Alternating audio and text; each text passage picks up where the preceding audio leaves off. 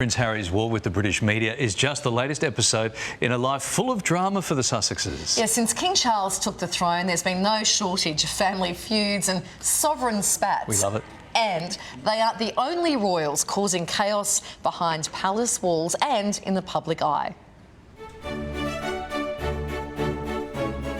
Since the death of Queen Elizabeth II and the accession of King Charles III, the firm has been grappling with more than just a major management reshuffle.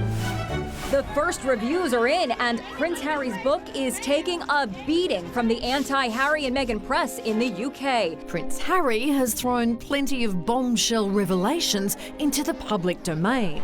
From his frostbitten Todger fiasco... My penis was oscillating between extremely sensitive and borderline traumatised. ...to the royal endorsement that made jaws drop. She'd urged me to apply Elizabeth Arden cream. My mum used that on her lips. You want me to put that on my Todger? Then I took a smidge and applied it down there. No detail was spared in Spare. But the Brits aren't the only ones airing their royal dirty laundry. Multiple members of royal families from around the world have now lifted the lid on what it's like to be inside the royal family.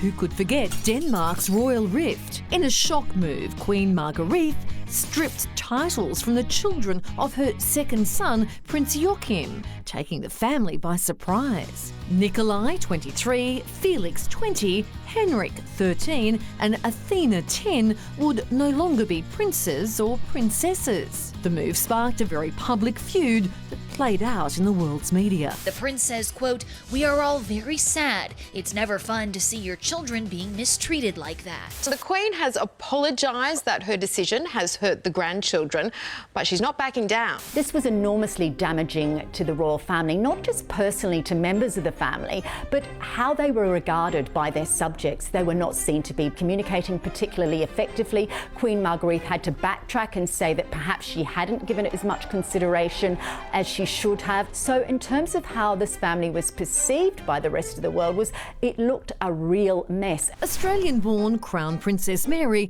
publicly defended her mother-in-law's decision, sparking even more bad blood between the two families. And we've seen them come together for the first time in April on the balcony with Queen Margrethe to celebrate her birthday. Of course, they look like a very united family, but it's anyone's guess what's happening behind the scenes. The King of Thailand is not your conventional ruler.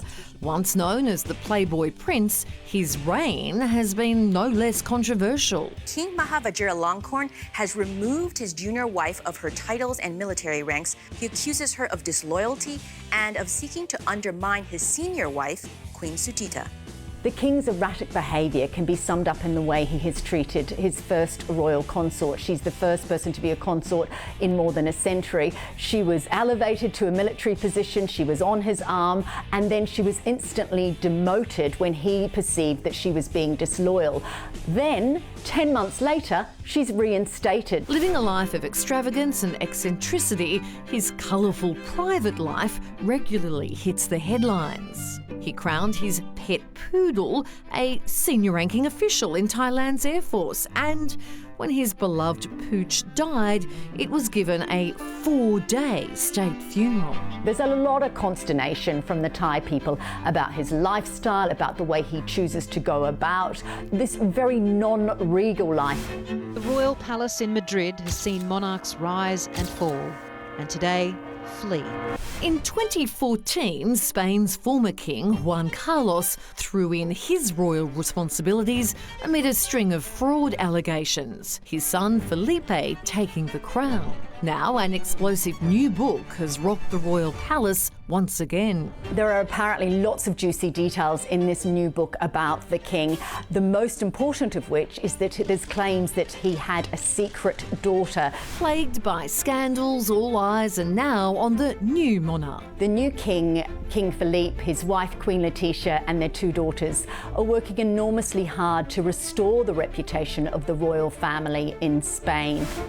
Norwegian Princess Martha Louise has given up royal life to marry a shaman, a decision she opened up about in a recent interview with the BBC. We're Norwegian people, I guess, and everybody has decided that it's best for me to step down because of his views. Her love story with Hollywood spiritual guru Denamrk has caused a Scandinavian scandal. After announcing their engagement last year, Denamrk was dropped by his publisher over pseudoscientific claims in his book Spirit Hacking, including an assertion that children can get cancer from being unhappy. It indicates the depth of her love for her fiancé. All she had ever known was life within this family, yet her love and her connection with her partner suggests that trumped in the end. It's not just Princess Martha's relationship that's raised eyebrows. She relinquished her royal titles for a career as a clairvoyant. And in Norway, that's taboo. Some might question why she cannot have her career in alternative medicine alongside her royal duties. But this is a very conservative monarchy, and of course, when you set up your own practice, you have commercial alliances. She may have started to spruik products. She had clients of her own. So there was a real conflict of interest there with her public role and her private ambitions. Proving even royals are not immune to a bit of controversy. So your larynx gets stiffer as you age. What are you talking? What are you talking? We just watched the royals. What are you? I'm still worried about that last story before that, about my larynx getting stiffer as I age. I loved all the royal stuff. I'm worried about I my think larynx. Spain is where I'm choosing to end up. That looks quite nice. Yes, you should do that. Yeah, it's You a should- nice level of royalty and glamour. Yes, and you will be a hit on the beach of Mallorca with your terry toweling cosy.